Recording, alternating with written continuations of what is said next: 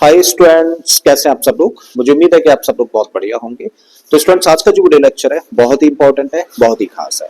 और इसके इंपॉर्टेंट और खास होने का रीजन क्या है, क्योंकि इस वीडियो लेक्चर के थ्रू हम लोग सीखेंगे कि कैसे हम लोग ऐसे पॉलिनोमियल्स जिनमें कोफिशिएंट्स में एक इरेशनल फैक्टर हम लोगों को देखने को मिल जाए को हम लोग फैक्टराइज कर सकें। तो आज हम लोग सीखेंगे कि भाई उन पॉलिनोमियल्स को कैसे हम लोग फैक्टराइज करते हैं जिनके की कोफिशिएंट्स के अंदर हम लोगों को इरेशनल फैक्टर्स देखने को मिलते हैं। तो ऐसे भाई तीन तरीके के क्वेश्चंस हम लोगों के सामने आएंगे।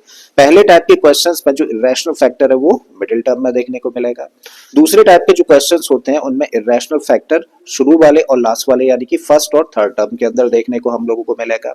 और तीसरे टाइप के वो क्वेश्चंस होते हैं जहां पे कि हम लोगों को मिडिल टर्म के अंदर ही खुद दो टर्म्स देखने को मिलेंगे और इन दो टर्म्स में आप लोगों को एक इरेशनल फैक्टर दिखेगा और एक रैशनल फैक्टर दिखेगा। तो भाई ऐसे क्वेश्चंस को कैसे टैकल करें, एक एक करके हम लोग वो सारी चीजें सीखते हैं। तो चलिए शुरुआत करते हैं और शुरुआत करते हैं हम लोग फर्स्ट पार्ट से। तो यहाँ पे जो फर्स्ट पार्ट में हम लोगों को पॉलिनोमियल दे रखा है जिसको कि हम लोगों को फैक्टराइज करना है, वो क्या है, वो है x square plus 3√3x minus का 30। देखो वीडियो थोड़ा सा स्लो रहेगा और स्लो होने का रीजन क्या है कि मैं आप लोगों को स्टेप बाय स्टेप हर चीज एक्सप्लेन करूंगा सो दैट जब एक बार वो पूरी तरीके से चीजें सीख ले तो इस तरीके के बाकी के जितने भी क्वेश्चंस हो ना सब आसानी से आप कर पाए। ठीक है, तो ये है वो पॉलिनोमियल जिसको कि हम लोगों को फैक्टराइज करना है। अब जब इसको फैक्टराइज करना है ना तो सबसे पहले तो इसकी फॉर्म देखो। हम लोग देख रहे हैं कि यहाँ पे कितने टर्म्स हैं, 3 टर्म्स हैं, जिनमें से पहला वाला टर्म क्वाड्रेटिक टर्म है, दूसरा टर्म लीनियर टर्म है और तीसरा टर्म कांस्टेंट टर्म है। मतलब इसकी जो फॉर्म है ना वो कैसी है, वो फॉर्म है ax square plus bx plus c जैसी। और जब भी कभी कोई पॉलिनोमियल इस फॉर्म का हो और उसको फैक्टराइज करना है तो सबसे आसान तरीका क्या है कि इसके मिडिल टर्म को स्प्लिट करके हम लोग फैक्टराइज कर सकें। और मिडिल टर्म को स्प्लिट करके फैक्टराइज कैसे किया जाता है, देखिए मिडिल टर्म को स्प्लिट करने के लिए हम लोग क्या करते हैं, सबसे पहले देखते हैं एक्स स्क्वायर का कोफिशिएंट। और यहाँ पे कोई नंबर नहीं दिख रहा है तो इसका मतलब क्या होगा, कोफिशिएंट। फिर हम लोग देखें कांस्टेंट टर्म क्या है, इंक्लूडिंग साइन। तो भाई कांस्टेंट टर्म यहाँ पे देखने को मिला माइनस का 30। तो हम लोग क्या करते हैं, कोफिशिएंट ऑफ एक्स स्क्वायर और कांस्टेंट टर्म का करते हैं मल्टीप्लाई। करिए, कांस्टेंट टर्म माइनस का 30 है। जब हम लोग इन दोनों नंबर्स का मल्टीप्लाई करें तो प्रोडक्ट क्या होगा, प्रोडक्ट होगा माइनस का 30। बड़ा इंपॉर्टेंट है कि प्रोडक्ट कैसा है, पॉजिटिव है कि नेगेटिव है। क्यों इंपॉर्टेंट है अभी आगे सीखेंगे हम लोग। तो जरा बताओ प्रोडक्ट पॉजिटिव है कि नेगेटिव है। ये कैसा नंबर था, पॉजिटिव, ये नेगेटिव है, दोनों को मल्टीप्लाई कर देंगे तो प्रोडक्ट कैसा निकल के आएगा, नेगेटिव। तो इसका मतलब प्रोडक्ट निकल कर आता है नेगेटिव। ये चीज हम लोगों को माइंड में रखनी है। अब हम लोग क्या करेंगे, हम लोग इसको करेंगे फैक्टराइज। तो 30 को जब हम लोग फैक्टराइज करें तो 30 के फैक्टराइजेशन में हम लोगों को क्या मिलेगा, 2 इंटू 3 इंटू 5। यही हुए इसके प्राइम फैक्टर्स। ठीक है, एक फैक्टर हम लोग 1 भी रख लेते हैं बट यहाँ पे ना रखेंगे तो भी चलेगा। करेक्ट है। तो इसका मतलब 30 को हम लोगों ने फैक्टराइज किया तो इसके फैक्टर्स में मिलता है हम लोगों को 2 इंटू 3 इंटू 5। करेक्ट। अब हम लोग देख रहे हैं कि भाई यहाँ पे मिडिल टर्म में क्या लिखा है, x का कोफिशिएंट। यहाँ पे x का कोफिशिएंट है 3√3। देखो सिर्फ आपको x के साथ लिखा हुआ नंबर देखना है, इस साइन से आपको कोई मतलब नहीं है। प्लस है तो भी ठीक है, माइनस है तो भी प्रोसेस वही रहने वाला है। ठीक है, हमें क्या करना है, इन फैक्टर्स के दो पार्ट्स करने हैं सच दैट, यानी कि कंडीशन के साथ में दो पार्ट्स करने हैं कि भाई प्रोडक्ट कैसा है, नेगेटिव है।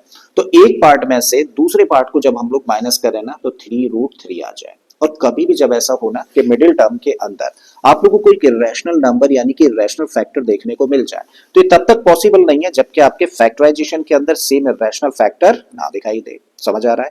यहाँ पे इरेशनल फैक्टर क्या है, √3। इसका मतलब आपके फैक्टराइजेशन के अंदर भी √3 होना चाहिए। अब वो कैसे आ सकता है, भाई यहाँ पे क्या है, 3 है। चाहे तो इसी 3 को हम लोग फर्दर फैक्टराइज कर सकते हैं और इस 3 की जगह पे हम लोग क्या लिख सकते हैं, √3 इंटू √3।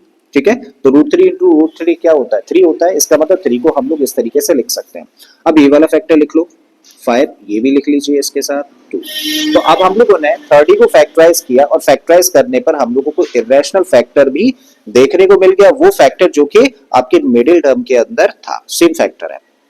अब क्या करना है, इतना कर लिया तो हम लोगों को एक पार्ट में से दूसरे पार्ट को माइनस करना है, ऐसे दो पार्ट्स करने हैं। तो जब हम लोगों को ऐसे दो पार्ट्स करने हैं तो सोचिए जरा वो क्या क्या पार्ट्स हो सकते हैं।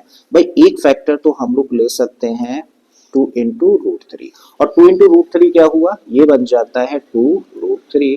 दूसरा फैक्टर हम लोग बना सकते हैं, देखिए ये वाला 5 इंटू √3 और 5 इंटू √3 कितना हो गया, 5√3। और अगर इस फैक्टर में से इसको हम लोग माइनस कर दें तो देखो 5√3 में से 2√3 माइनस करेंगे तो क्या मिलेगा हम लोगों को, 3√3 मिल जाएगा, ठीक है ना। इसका मतलब हम लोगों को मिल रहा है ना 3√3 और साथ में क्या है x। मतलब अगर हम लोग दोनों साइड्स को x से मल्टीप्लाई करते हैं तो हम लोग कह सकते हैं कि 3√3x को हम लोग स्प्लिट करके क्या लिख सकते हैं, इसको स्प्लिट करके लिखा जा सकता है 5√3x minus 2√3x। I think बात यहाँ तक समझ आ रही है। तो चलिए रख देते हैं इस टर्म की जगह पर ये स्प्लिट करके। तो सबसे पहले एक्स स्क्वायर ऐसे ही रखा, प्लस का साइन है तो कोई टेंशन लेने की जरूरत नहीं है। लेकिन हाँ, अगर यही साइन माइनस का होना तो बाकी के जो स्प्लिट करके हम लोग दो टर्म्स लिखते हैं ना, इस मिडिल टर्म को स्प्लिट करके दो टर्म्स हमें लिखने हैं, उन्हें हमेशा ब्रैकेट में लिखते हैं। प्लस के साथ में कोई कंडीशन नहीं है, एज इट इज लिख दीजिए जिस फॉर्म में आपको यहाँ पर देखने को मिल रहा है। तो भाई आपने यहाँ पे रख दिया 5√3x माइनस 2√3x, लास्ट वाला टर्म क्या है माइनस का 30, एज इट इज हम लोगों ने रखा। इतना कर लेने के बाद में हम लोग क्या करेंगे भाई, हम लोग देखेंगे इन दो टर्म्स में क्या कोई चीज कॉमन है। तो आप कहेंगे भाई x हम लोगों को यहाँ भी देखने को मिल रहा है एक्स स्क्वायर में, और x हम लोगों को यहाँ भी देखने को मिल रहा है, तो क्या कॉमन आ जाता है, x कॉमन आ जाता है। तो हम लोगों ने x कॉमन लिया। जब भाई इन दो टर्म्स में x कॉमन है तो यहाँ से अगर एक x चला जाएगा तो x स्क्वायर था ना, x स्क्वायर का मतलब होता है x इंटू एक्स, जिस वजह से एक x चला गया तो एक x बच जाएगा, रखिए। प्लस का साइन है एज इट इज रखिए। इस टर्म में से x तो चला गया कॉमन, यानी कि x बाहर रख दिया हम लोगों ने। तो यहाँ पे क्या बचा, यहाँ पे बचा 5√3, ब्रैकेट कर दो क्लोज, माइनस का साइन रखो। अब इन दो टर्म्स में क्या चीज कॉमन है, तो अगर समझ आ रहा है तो ले लीजिए, नहीं आ रहा है तो एक तरीका बताता हूँ। भाई पहला टर्म क्या है 2√3x, आप इसको करो फैक्टराइज, तो इसको फैक्टराइज करके लिख सकते हो 2 इंटू √3 इंटू एक्स, ठीक है। दूसरा टर्म क्या है 30, इसको भी करो भाई फैक्टराइज, तो 30 को फैक्टराइज करके लिख सकते हो 2 इंटू 3 इंटू 5, क्लियर है। अब हम लोग देख रहे हैं कि यहाँ पे √3 एक फैक्टर है, चाहे तो इस √3 को क्या लिख सकते, इस 3 को क्या लिख सकते हैं, √3 इंटू √3 लिखा जा सकता है, कोई फर्क पड़ा नहीं ना। अब हम लोग देख रहे हैं कि भाई इन दो टर्म्स में क्या चीज कॉमन है, तो भाई हम लोगों को क्या कॉमन दिखा, 2 दिखा, और साथ में हम लोगों को √3 कॉमन दिख गया। तो इसका मतलब क्या कॉमन निकल के आता है, 2√3 कॉमन निकल के आता है, ले लीजिए। तो 2√3 आपने कॉमन लिया तो फर्स्ट टर्म में क्या बचा, देखो इस टर्म में से 2 चला गया, √3 चला गया, तो क्या बचा, x बचता है, तो यहाँ पे रखो x। अब माइनस है यहाँ पर और ब्रैकेट हम लोगों ने लगाया, और ब्रैकेट के बाहर कभी भी अगर हम लोग माइनस रख दें तो ब्रैकेट के अंदर के साइन चेंज हो जाते हैं। इसका मतलब ये माइनस किस में चेंज हो जाएगा, प्लस में चेंज हो जाएगा, करेक्ट। अब इस 30 में से 2√3 हम लोगों ने एस कॉमन लिया है, बाहर लिया है, तो 30 में से 2 गया, √3 गया, तो बचा क्या 5 इंटू √3, और 5 इंटू √3 क्या लिखा जा सकता है 5√3, ठीक है। कभी भी एक चीज याद रखिए, जब हम लोग इस तरीके से कॉमन लेते हैं तो यहाँ पे जो ब्रैकेट के अंदर टर्म्स हैं और इस ब्रैकेट के अंदर जो टर्म्स आएंगे वो सेम निकल कर आएंगे। अगर वो डिफरेंट निकल कर आ रहा है तो कहीं ना कहीं आप कुछ गलती कर रहे हैं, ठीक है। अब इतना कर लेने के बाद में हम लोग क्या चेक करेंगे, हम लोग देख रहे हैं यहाँ पे कितने टर्म्स हैं, 2 टर्म्स हैं, ठीक है। पहला ये वाला, दूसरा ये वाला, और इन दोनों टर्म्स में क्या कोई चीज कॉमन है, तो आप कहेंगे x प्लस 5√3 यहाँ भी है और x प्लस 5√3 ना ब्रैकेट यहाँ भी है, तो इसका मतलब ये कॉमन है। और इसको कॉमन ले ले तो इसको इस तरीके से लिखे हम लोग x प्लस 5√3 एक ब्रैकेट में, ठीक है, क्योंकि पूरा ब्रैकेट कॉमन आया दोनों में। अब इस टर्म में से ये तो हम लोगों ने बाहर रख दिया, तो इस टर्म में बचता क्या है, इस टर्म में बचता है भाई x, माइनस का साइन है। अब इस टर्म में से देखो ये ब्रैकेट तो चला गया बाहर, तो यहाँ से क्या बचा, यहाँ से बचा 2√3, और इस तरीके से देखिए इस पॉलिनॉमियल को हम लोगों ने फैक्टराइज कर दिया। अब आते हैं अगले पार्ट पर। तो यहाँ पे जिस पॉलिनॉमियल को फैक्टराइज करना है वो है x square plus 3√3x plus 6, ठीक है। ax square plus bx plus c जैसी फॉर्म है, मिडिल टर्म को स्प्लिट कर सकते हैं, ठीक है। तो मिडिल टर्म को स्प्लिट करने के लिए हम लोग क्या करें, सबसे पहले देखें एक्स स्क्वायर का कोफिशिएंट कुछ नहीं है तो क्या होगा 1 होगा, और कांस्टेंट टर्म क्या है साइन के साथ में, यानी कि प्लस का 6 है। तो एक्स स्क्वायर का कोफिशिएंट और कांस्टेंट टर्म का मल्टीप्लाई किया जाएगा तो क्या मिलेगा, देखो 1 और हम लोग प्लस के 6 का मल्टीप्लाई करेंगे तो प्रोडक्ट 6 रहेगा। अच्छा बताओ प्रोडक्ट पॉजिटिव है कि नेगेटिव है, तो आप कहेंगे प्रोडक्ट पॉजिटिव है, ठीक है। तो अब हमें क्या करना है, 6 को फैक्टराइज करना है, और जब 6 को फैक्टराइज करें तो इसके फैक्टराइजेशन में हमें क्या मिलता है 2 इंटू 3, ठीक है। अब मिडिल टर्म पे हम लोग आए तो मिडिल टर्म में हम लोग देख रहे हैं कि एक इरेशनल फैक्टर है √3, और ये तब तक नहीं आ सकता जब तक कि आपके फैक्टराइजेशन के अंदर यही फैक्टर यानी कि √3 ना दिखाई दे, तो ये दिखाना पड़ेगा। कैसे दिखा सकते हैं, इसको फर्दर फैक्टराइज करके। तो 3 को हम लोग क्या लिख सकते हैं, इसको लिख सकते हैं √3 इंटू √3, आई थिंक कोई डाउट नहीं, और इस फैक्टर को एज इट इज रखिए, ठीक है। तो इतना करने के बाद अब हम लोग क्या देखेंगे, हम लोग इन फैक्टर्स के बेटा 2 हिस्से करेंगे सच दैट कि दोनों पार्ट्स को प्लस करने पे इस बार प्रोडक्ट कैसा है, पॉजिटिव है। ठीक है, जब पॉजिटिव है तो दोनों पार्ट्स को आपको प्लस करना होता है, नेगेटिव होता है तो एक पार्ट में से दूसरे को माइनस करना होता है। तो दोनों को प्लस करके क्या लिखा लेकर आना है भाई, x के साथ लिखा हुआ नंबर यानी कि 3√3, इस साइन से हम लोगों को कोई भी लेना देना नहीं है। तो हम लोगों को 3√3 चाहिए, कैसे आ सकता है भाई, अगर हम लोग एक पार्ट तो ये लेना है, 2 इंटू √3 का मतलब क्या हुआ, इसका मतलब हुआ 2√3, और दूसरा पार्ट हम लोग ये लेना है √3, और अगर इन दोनों को प्लस करें तो देखो 2√3 प्लस √3 कितना होगा, कभी कंफ्यूजन हो ना तो इस इरेशनल फैक्टर को x पढ़ लिया करो। तो ये क्या है 2x और ये x है, तो 2x और x कितना होगा 3x, और x किसको बोल रहे हो √3 को। ठीक है, इसका मतलब आप लिख सकते हो 2√3, और क्योंकि वेरिएबल क्या है x है तो x से अगर दोनों साइड्स में हम लोग मल्टीप्लाई कर दें तो हम लोग चाहे तो 3√3 x की जगह पे क्या रख सकते हैं भाई, इसकी जगह पे इसको स्प्लिट करके हम लोग लिख सकते हैं 2√3x प्लस √3x। ठीक है, रख दीजिए भाई यहाँ पे। तो एक्स स्क्वायर यानी कि पहला टर्म तो ऐसे ही रखा, प्लस का साइन है तो कोई टेंशन लेने की जरूरत नहीं है, ब्रैकेट लगाने की जरूरत बिल्कुल नहीं है, एज इट इज इन दोनों टर्म्स को रख दीजिए। तो 2√3x सब लोगों ने लिखा, प्लस में √3x लिखा, और लास्ट टर्म क्या है प्लस का 6 है। ठीक है, अब इतना करने के बाद क्या करना होता है भाई, हम लोगों को चेक करना होता है कि यहाँ पे जो दो टर्म्स हैं क्या इन दो टर्म्स में कोई चीज कॉमन है, तो आप कहेंगे यस, x यहाँ भी है और x यहाँ भी है, तो क्या कॉमन मिल जाता है, x कॉमन मिल जाता है। जब इस टर्म में से एक x चला गया तो यहाँ पे क्या बचेगा, x प्लस का साइन है रखो, x बाहर चला गया तो यहाँ पे क्या बचेगा, यहाँ पे बचेगा 2√3। ठीक है, प्लस का साइन है रखिए। अब इन दो टर्म्स में कॉमन चाहिए हम लोगों को, समझ आ रहा है तो ले लीजिए, नहीं तो फिर तरीका वही है, √3x है ना, इसको फैक्टराइज करके लिखो, √3 इंटू एक्स लिख सकते हो। अगला टर्म क्या है 6, इसको फैक्टराइज करो तो इसको लिख सकते हो 2 इंटू 3। ठीक है, अब देखो √3 यहाँ पर है तो चाहे तो इस 3 को क्या लिख सकते हैं, इसको 3 को लिखा जा सकता है √3 इंटू √3, और इस तरीके से हम लोग देख रहे हैं क्या कॉमन आ जाता है, दोनों ही टर्म्स में √3 कॉमन आ जाता है। चलो ले लेते हैं, तो √3 हम लोगों ने कॉमन लिया, तो जब इस टर्म में से यानी कि इस टर्म में से जब √3 चला गया तो क्या बचा, x बचा, रखो भाई, प्लस का साइन है कोई दिक्कत नहीं क्योंकि यहाँ भी प्लस है। अब 6 में से √3 तो बाहर चला गया तो क्या बचा 2 इंटू √3, और 2 इंटू √3 का मतलब 2√3। अब हम लोग देख रहे हैं कि कितने टर्म्स हैं भाई, दो टर्म्स हैं, कौन कौन से, एक टर्म तो ये है और दूसरा टर्म ये है, और दोनों ही टर्म्स में x प्लस 2√3 यहाँ भी और x प्लस 2√3 यहाँ भी है, मतलब ये कॉमन आ जाएगा। तो हम लोगों ने कॉमन ले लिया किसको, x प्लस 2√3 को। जब इस टर्म में से x प्लस 2√3 हम लोगों ने कॉमन लिया तो यहाँ से क्या बचा, यहाँ से बचता है x प्लस का साइन है रखो, ये ब्रैकेट तो चला गया बाहर, तो यहाँ पे क्या बचा, यहाँ पे बचता है तब √3, और इस तरीके से देखो ये इस पार्ट का आंसर हो जाता है। तो हम लोगों ने सेकेंड पार्ट को भी सॉल्व कर लिया। ठीक है, अब आते हैं थर्ड पार्ट पर। तो यहाँ पे हम लोगों को दिया है 4√3x² प्लस 5x है माइनस का 2√3 है, 3 टर्म्स है, क्वाड्रेटिक टर्म है, लीनियर टर्म है, कांस्टेंट टर्म है।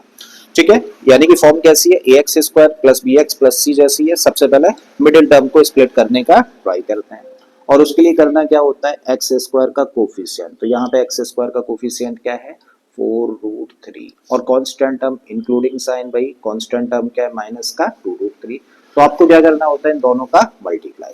तो जब आप 4√3 और माइनस का 2√3 का मल्टीप्लाई करेंगे तो प्रोडक्ट क्या होगा, देखो ये पॉजिटिव नंबर है ये नेगेटिव नंबर है, तो प्रोडक्ट कैसा होगा, नो डाउट नेगेटिव होगा। ठीक है, अब 4 का मल्टीप्लाई करो 2 के साथ में तो क्या मिलेगा 8, इंटू में √3 का मल्टीप्लाई √3 के साथ करोगे तो क्या मिलेगा 3 मिलेगा।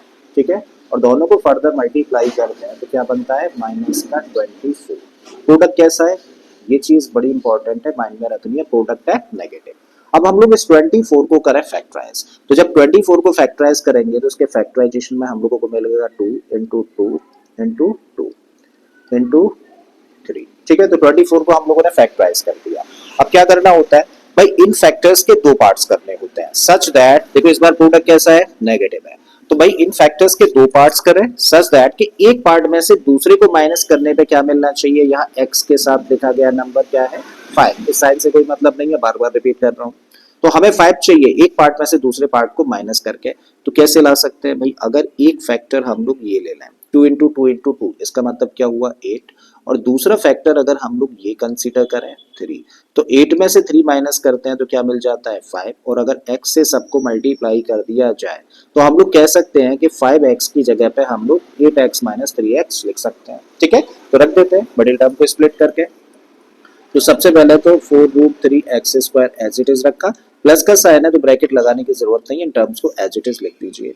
ठीक है, तो क्या है 8x है माइनस का 3x है माइनस का 2√3 है। क्या करना है, फर्स्ट टू टर्म्स में से देखना है भाई, इन दो टर्म्स में हमें चेक करना है क्या कोई चीज कॉमन है। ठीक है, नहीं देख पा रहा है तो अलग से फैक्टराइज कर लो, नहीं तो देखो क्लियर है ना, 4 हम लोगों को यहाँ देखने को मिल रहा है और 4 से ये भी डिवाइड हो जाएगा, x हम लोगों को यहाँ दिख रहा है और x हम लोगों को यहाँ भी दिख रहा है, तो इसका मतलब क्या कॉमन है 4x कॉमन आ जाता है।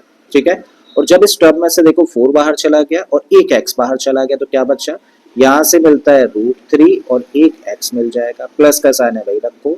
अब 8 में से 4 बाहर चला गया तो क्या बचेगा, इसके लिए क्या करो 4 से 8 को ना डिवाइड कर दो, और 4 से 8 को डिवाइड करोगे तो क्या मिलेगा 2 मिलेगा, x बाहर चला ही गया तो बस यही मिलेगा हम लोगों को, माइनस का साइन है रखो। अब इन दो टर्म्स में क्या कॉमन है उसके लिए फैक्टराइज कर लो, 3x को लिख सकते हैं 3 इंटू एक्स, और क्या है 2√3 है, 2√3 को फैक्टराइज करके लिख सकते हैं 2 इंटू √3, एक फैक्टर हम लोगों को √3 यहाँ पे दिख रहा है, तो चाहे तो हम लोग इस 3 को क्या लिख सकते हैं, इसको लिख सकते हैं √3 इंटू √3, और इस तरीके से क्या कॉमन मिल जाता है √3 कॉमन हो जाता है। ठीक है, तो इन दो टर्म्स में क्या कॉमन आया √3 और ब्रैकेट लगा दी, और ब्रैकेट से पहले माइनस है तो अंदर के साइन चेंज हो जाने हैं। ठीक है, तो जब इस टर्म में से √3 बाहर चला गया, इस टर्म में से √3 तो बाहर चला गया तो क्या बचा √3 इंटू एक्स, यानी कि √3x, इस माइनस की वजह से माइनस क्या हो जाना है प्लस हो जाना है, क्योंकि ब्रैकेट के बाहर माइनस कॉमन ले लेने से अंदर के साइन चेंज हो जाते हैं। ठीक है, अब 2√3 में से देखो √3 बाहर चला गया तो यहाँ पे क्या बचा 2 बचा, वैसे भी ना यहाँ पे जो दो ब्रैकेट्स होते हैं वो सेम होते हैं, अगर डिफरेंट आ रहे हैं तो एक बार चेक कर लो, कहीं ना कहीं गलती कुछ कर दी है। ठीक है, इतना कर लेने के बाद में फिर से क्या देखना है कि नंबर ऑफ टर्म्स कितने हैं, तो एक टर्म ये है और दूसरा टर्म ये है, दोनों ही टर्म्स में देखो हम लोगों को √3x प्लस 2 यहाँ भी देखने को मिल रहा है, यहाँ भी, तो इसका मतलब क्या कॉमन आ गया √3x प्लस 2 कॉमन आ गया। ठीक है, और जब इस टर्म में से ये चला गया बाहर तो यहाँ पे क्या बचता है, यहाँ पे बचता है इस टर्म में 4x माइनस का साइन है रखो, ये ब्रैकेट चला गया बाहर तो यहाँ से क्या मिला √3 माइनस का। ठीक है, और इस तरीके से देखो इस पॉलिनॉमियल को हम लोगों ने फैक्टराइज कर दिया। क्लियर, अब अगले पार्ट में जो पॉलिनोमियल दे रखा है वो है 7√2 x² माइनस का 10x माइनस का 4√2, ये x² plus bx plus c जैसी फॉर्म है, तो क्या करें मिडिल टर्म को स्प्लिट करने की कोशिश करते हैं, और उसके लिए हम लोग देखें सबसे पहले तो x² का कोफिशिएंट जो कि यहाँ पे क्या देखने को मिल रहा है 7√2, और कांस्टेंट टर्म क्या है माइनस का 4√2, दोनों को क्या करो दोनों को कर दो मल्टीप्लाई, तो जब हम लोग 7√2 और माइनस 4√2 का मल्टीप्लाई करेंगे तो पहली चीज तो ये देखें पॉजिटिव है और ये नेगेटिव है, दोनों का प्रोडक्ट कैसा होगा नेगेटिव। अब 7 का मल्टीप्लाई करो 4 के साथ में तो 7 4 जा 28, और √2 का मल्टीप्लाई √2 के साथ में करोगे तो 2 आ जाएगा, इसका मतलब फाइनली क्या निकलेगा, दोनों को जब मल्टीप्लाई करना है तो माइनस का 56। अब हमें क्या करना है, इस 56 को पहले तो चेक कर लेना है पॉजिटिव है क्या नेगेटिव है, तो भाई जाहिर है कैसा है नेगेटिव है प्रोडक्ट। अब हमें क्या करना है 56 को फैक्टराइज करना है, तो जब इसको फैक्टराइज करें तो हम लोग क्या लिख सकते हैं, इसको लिख सकते हैं 2 इंटू 2 इंटू 2 इंटू 7, यही फैक्टर्स होंगे इसके। ठीक है, तो 56 को हम लोगों ने फैक्टराइज कर लिया, और क्योंकि प्रोडक्ट कैसा था नेगेटिव था तो इनके दो हिस्से करने हैं सच दैट कि एक हिस्से में से दूसरे को माइनस करके क्या लेके आना है हम लोगों को x के साथ लिखा गया नंबर यानी कि 10, इस साइन से हमें कोई मतलब नहीं है। ठीक है, तो हमें 10 चाहिए, कैसे लेके आ सकते हैं भाई, अगर एक फैक्टर हम लोग ये ले लें 7 इंटू 2, 7 इंटू 2 का मतलब क्या होता है 14, और दूसरा फैक्टर हम लोग ये लेना 2 इंटू 2 का मतलब क्या होता है 4, तो 14 में से अगर हम लोग 4 माइनस करें तो क्या मिलेगा 10 मिल जाएगा, और अगर x से दोनों साइड्स में मल्टीप्लाई करते हैं तो हम लोग चाहे तो 10x की जगह पे क्या रख सकते हैं, इसकी जगह पे रख सकते हैं 14x minus 4x middle term को स्प्लिट करके, चलिए रख देते हैं भाई। ठीक है, तो सबसे पहले तो ये वाला टर्म हम लोगों ने एज इट इज लिखा 7√2x²। अब एक बड़ा इंपॉर्टेंट पॉइंट है, जब यहाँ पे माइनस का साइन हो तो इसको जो स्प्लिट करके हम लोग रखते हैं हमेशा ब्रैकेट में रखते हैं, एक स्टेप जरूर बढ़ेगा आपका पर गलती कभी नहीं होगी, वो गारंटेड है, ठीक है। तो इसका मतलब अब 10x को हम लोग क्या लिख सकते हैं, इसको लिख सकते हैं 14x माइनस का 4x। लास्ट वाला टर्म एज इट इज हम लोगों ने रखा। अब अगले स्टेप में क्या करना है, ये ब्रैकेट ओपन करना है। तो जब ब्रैकेट ओपन करेंगे तो हम लोग देख रहे हैं ब्रैकेट के बाहर माइनस साइन है, और ये माइनस साइन क्या करेगा, ब्रैकेट के अंदर जितने भी टर्म्स हैं उनके साइन चेंज कर देगा। तो इस माइनस की वजह से ये टर्म कैसा हो गया, नेगेटिव हो गया, और इस माइनस की वजह से ये वाला जो टर्म है वो कैसा हो जाना है, प्लस का हो जाना है, यानी कि पॉजिटिव। -4√2 ऐसे ही हम लोगों ने रखा, ठीक है। अब इतना करने के बाद में हम लोग देखेंगे इन दो टर्म्स में क्या कॉमन है। तो उसके लिए देखिए यहाँ पर इसको फैक्टराइज कर लें। तो 4√2x² है ना, इसको अगर हम लोग फैक्टराइज करें तो क्या लिख सकते हैं, 7 इंटू √2, और x² है तो इसको लिखा जा सकता है x इंटू एक्स। अगला टर्म क्या है, 14x है, तो यहाँ पे रखा हम लोगों ने 14x, और इसको फैक्टराइज करें तो लिख सकते हैं 2 इंटू 7 इंटू में x। आई थिंक कोई डाउट यहाँ तक नहीं। अगेन क्योंकि √2 फैक्टर हम लोगों को यहाँ भी दिख रहा है, तो इस 2 को भी हम लोग क्या कर सकते हैं, इसको लिख सकते हैं √2 इंटू √2। आई थिंक चीजें समझ आ रही हैं, ठीक है। तो अब क्या कॉमन आता है, देखो √2 यहाँ पे सबसे पहले कॉमन देखने को मिला, फिर 7 हम लोगों को कॉमन देखने को मिला, और साथ में x कॉमन देखने को मिला। इसका मतलब क्या क्या कॉमन है, 7 फिर √2 और साथ में x कॉमन है। तो क्या कॉमन लिया जा सकता है, देखो यहाँ पे हम लोग कॉमन ले सकते हैं 7√2x, ठीक है। और जब इस टर्म में से 7√2x हम लोगों ने कॉमन लिया तो जरा बताओ, इस टर्म में से 7 गया, √2 गया, x गया, तो बचा कौन, x बचा। तो यहाँ पे हम लोगों ने x रखा, माइनस का साइन रखिए। 14x में से 7√2x गया, तो 14x में से जब 7√2x चला गया तो यहाँ से सिर्फ क्या बचा, √2 बचता है, तो यहाँ पे हम लोगों ने √2 रख दिया, ठीक है। प्लस का साइन रखिए। देखो और बताओ जरा इन दोनों में क्या कॉमन है, तो क्लियरली देख पा रहे हैं ना, 4 यहाँ भी है और 4 यहाँ भी है, तो क्या कॉमन लिया जाए, 4 कॉमन ले लिया जाए, तो यहाँ से बचेगा x, और फिर माइनस का साइन है, 4 तो बाहर चला गया, तो यहाँ से क्या मिलेगा, √2, ठीक है। और इस तरीके से अब हम लोगों के सामने देखो कितने टर्म्स हैं, 2 टर्म्स हैं, और जब इन 2 टर्म्स में हम लोग कॉमन लेने की बात करें तो क्या कॉमन है, x माइनस √2 यहाँ भी है और यहाँ भी है, मतलब x माइनस √2 हम लोगों को कॉमन मिल जाएगा। और जब इस टर्म में से x माइनस √2 हम लोगों ने बाहर रख दिया तो इसका मतलब क्या बचता है, यहाँ से बचता है 7√2x, प्लस का साइन रखिए, ये तो चला गया बाहर, तो यहाँ से सिर्फ क्या बचा, 4 बचा, ठीक है। और ये इस तरीके से हो जाता है इस पार्ट का आंसर, ठीक है। तो चलिए नेक्स्ट पार्ट पर आते हैं अब हम लोग। तो नेक्स्ट पार्ट में पॉलिनोमियल क्या दे रखा है, यहाँ पर हम लोगों को दिया है √3x² प्लस का 11x प्लस 6√3, ठीक है। जो इरेशनल फैक्टर्स है फर्स्ट और लास्ट टर्म में, फॉर्म बताओ जरा, ax² plus bx plus c जैसी है, तो इसके लिए क्या करें, कोफिशिएंट ऑफ x² और कांस्टेंट टर्म का कर दिया जाए मल्टीप्लाई। भाई कोफिशिएंट x² का क्या है, √3, कांस्टेंट टर्म क्या है, 6√3, ठीक है। दोनों ही पॉजिटिव है तो प्रोडक्ट कैसा होगा, प्रोडक्ट पॉजिटिव होगा, ठीक है। अब 6 एज इट इज रखा हम लोगों ने, और √3 और √3 का मल्टीप्लाई करेंगे तो क्या होगा, 3। जब दोनों को मल्टीप्लाई कर देंगे तो प्रोडक्ट हुआ 18, जो कि कैसा नंबर है, एक पॉजिटिव नंबर है, यानी कि प्रोडक्ट पॉजिटिव है। हमें क्या करना है, हमें इसको फैक्टराइज करना है, ठीक है। तो फैक्टराइज चलिए कर लेते हैं, 2 इंटू 3 इंटू 3, और फैक्टराइज करने के बाद में इन फैक्टर्स के 2 पार्ट्स करने हैं, सच दैट कि दोनों को प्लस करने पे क्या आना चाहिए, x के साथ, यानी कि मिडिल टर्म में जो वेरिएबल है उसके साथ लिखा गया नंबर 11 मिलना चाहिए।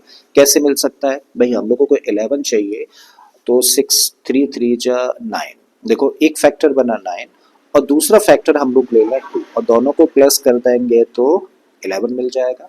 वेरिएबल क्या है, x, तो अगर x से मल्टीप्लाई करते हैं दोनों साइड्स में, तो हम लोग चाहें तो 11x की जगह पे क्या रख सकते हैं, इसकी जगह पे रख सकते हैं 9x प्लस 2x, चलिए रख देते हैं। तो हम लोगों ने फर्स्ट टर्म को एज इट इज रखा, √3x², प्लस का साइन है तो कोई टेंशन नहीं, as it is in terms को रख दीजिए। तो 11x की जगह पे रख दिया 9x प्लस 2x स्प्लिट करके, प्लस 6√3 लास्ट वाला टर्म लिखा। अब क्या चेक करना है, हम लोगों को चेक करना है इन 2 टर्म्स में कोई चीज कॉमन है क्या। तो जब इन 2 टर्म्स में हम लोग देखें तो हमें क्या कॉमन देखने को मिलता है, भाई √3x² है, √3x², इसको फैक्टराइज करके लिख सकते हैं √3 इंटू एक्स इंटू एक्स। अगला टर्म क्या है, 9x है, तो 9x को फैक्टराइज करके लिख सकते हैं 3 इंटू 3 इंटू एक्स, और क्योंकि √3 यहाँ पे एज अ फैक्टर हम लोगों को देखने को मिल रहा है, तो चाहे तो इस 3 को भी हम लोग क्या लिख सकते हैं, इसकी जगह पे हम लोग लिख सकते हैं √3 इंटू √3, और इस तरीके से हम लोग देख रहे हैं क्या कॉमन आ गया, √3, और क्या कॉमन आ गया, एक्स। इसका मतलब क्या कॉमन मिल रहा है फाइनली, √3x कॉमन मिल रहा है। तो जब इन दो टर्म्स में क्या कॉमन मिला, √3x हम लोगों ने कॉमन लिया, तो फर्स्ट टर्म में क्या बचेगा, देखो ये गया, तो फर्स्ट टर्म में क्या बच रहा है, x, तो यहाँ पे रखिए x, प्लस का साइन है रखिए, 9x में से √3 गया और x गया, तो क्या बचा 3√3, तो यहाँ पे रख दिया अब हम लोगों ने 3√3, ठीक है। अब प्लस का साइन है रखो, इन दो टर्म्स में क्या चीज कॉमन है, तो हम लोग देख रहे हैं 2 यहाँ भी है, ठीक है, और 2 से ये भी डिवाइड हो जाएगा इजीली, तो इसका मतलब क्या फैक्टर आ जाता है कॉमन, 2। जब 2 कॉमन ले लिया तो यहाँ से क्या बचा, यहाँ से बचा x, प्लस का साइन है रखो, और इसको डिवाइड कर दो 2 से, तो क्या मिलेगा 3, और साथ में क्या है √3। आई थिंक चीजें क्लियर है यहाँ तक। अब दो टर्म्स है, एक तो ये है और दूसरा ये है, दोनों में क्या कॉमन है, ब्रैकेट, यानी कि x प्लस 3√3 दोनों ही टर्म्स में है, तो ये कॉमन हुआ। जब इस टर्म में से इसको हम लोगों ने बाहर रख दिया इस कॉमन फैक्टर, तो हम लोग देख रहे हैं क्या बचता है, यहाँ पे बचता है √3x, प्लस का साइन है भाई रखो, ये तो बाहर चला गया, तो यहाँ से क्या मिला, यहाँ से मिला 2, और इस तरीके से देखो ये आंसर हुआ इस पार्ट का, मतलब हम लोगों ने इसको भी फैक्टराइज कर दिया। अब आते हैं भाई हम लोग लास्ट पार्ट पर। तो लास्ट पार्ट में हम लोगों को क्या दे रखा है, polynomial x² minus √6 plus 1 into में क्या है x प्लस √6, ठीक है। कैसी फॉर्म है, देखो 3 टर्म्स है, पहला ये है, दूसरा ये है, तीसरा ये है, ax² plus bx plus c जैसी फॉर्म है। लेकिन यहाँ पे हम लोग क्या देख रहे हैं भाई, जो मिडिल टर्म है ना, उस मिडिल टर्म में अपने आप पे देखिए 2 टर्म्स देखने को मिल रहे हैं। तो भाई जब भी कभी ऐसा दिख जाए ना क्वेश्चन के मिडिल टर्म में अपने आप में 2 टर्म्स देखने को मिल जाए, तो समझ जाइए कि तो भाई आप लोगों का जो मेहनत वाला काम था ना कि मिडिल टर्म को स्प्लिट करने के लिए जो सोचना था, अब बिल्कुल सोचने की जरूरत नहीं है, ऑलरेडी स्प्लिटेड फॉर्म के अंदर हम लोगों को चीजें परोसी गई हैं।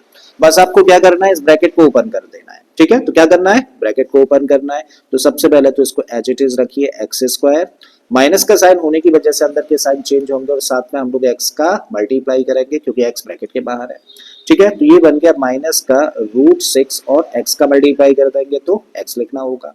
इस माइनस की वजह से ये भी टर्म क्या हो जाएगा, माइनस का, x का मल्टीप्लाई 1 में करेंगे तो बन गया x plus √6 as it is लिख दीजिए लास्ट वाला टर्म। अब क्या करना है, बस अब हम लोगों को चेक कर लेना है क्या इन 2 टर्म्स में कोई चीज कॉमन है, तो ये तो बड़ा सिंपल है भाई, x यहाँ भी देखने को मिल रहा है, x यहाँ भी है, तो आपने x कॉमन ले लिया, x² में से एक x बाहर चला गया तो क्या बचा, x, माइनस का साइन है भाई रखो, x बाहर चला गया तो यहाँ से क्या बचा √6, ठीक है। अब माइनस का साइन है और हम लोग ब्रैकेट लगा रहे हैं, तो अंदर के साइन चेंज होंगे। और अब अगर हम लोग देखें क्या इन 2 टर्म्स में कोई चीज कॉमन है, तो आप कहेंगे नहीं है, कुछ भी नहीं है कॉमन। और जब कुछ भी नहीं है कॉमन, तो 1 तो हमेशा एक कॉमन फैक्टर होता है ना, तो आपने 1 कॉमन ले लिया भाई इन दोनों टर्म्स में, ठीक है। और जैसे ही 1 कॉमन लिया, और क्योंकि ब्रैकेट के बाहर माइनस है तो अंदर के साइन चेंज होंगे, तो अब ये टर्म कैसा हो जाएगा, प्लस का, ये प्लस का था, माइनस साइन की वजह से टर्म कैसा हो जाएगा, माइनस का, और यहाँ पे क्या रहेगा √6, ठीक है। तो बड़ा सिंपल सा। अब कितने टर्म्स हैं, 2 टर्म्स हैं, और दोनों ही टर्म्स में x माइनस √6 यहाँ भी है, x माइनस √6 यहाँ भी है, तो इसका मतलब x माइनस √6 हम लोगों ने कॉमन लिया। जब इस टर्म में से ये चीज बाहर चलेगी तो यहाँ से क्या बचा, x, माइनस का साइन है रखो, ये बाहर चला गया तो यहाँ पे क्या है 1, और इस तरीके से देखिए कितनी आसानी से हम लोगों ने इसको फैक्टराइज कर दिया, ठीक है। तो मुझे उम्मीद है स्टूडेंट्स कि आप लोगों के सारे पार्ट्स बड़े अच्छे से समझ आए होंगे। अगर फिर भी कोई डाउट है तो इस वीडियो लेक्चर को एक बार फिर से देख लीजिएगा, मुझे पूरा यकीन है कि आपका डाउट क्लियर हो जाना है, ठीक है। तो चलिए आगे की क्लास में हम लोग इसी तरीके के कुछ और क्वेश्चंस को डिस्कस करेंगे, और उसके बाद आप लोगों को एकदम से कॉन्सेप्ट क्रिस्टल क्लियर हो जाना है, राइट। तो चलिए आज के लिए इतना ही, thank you for watching this video.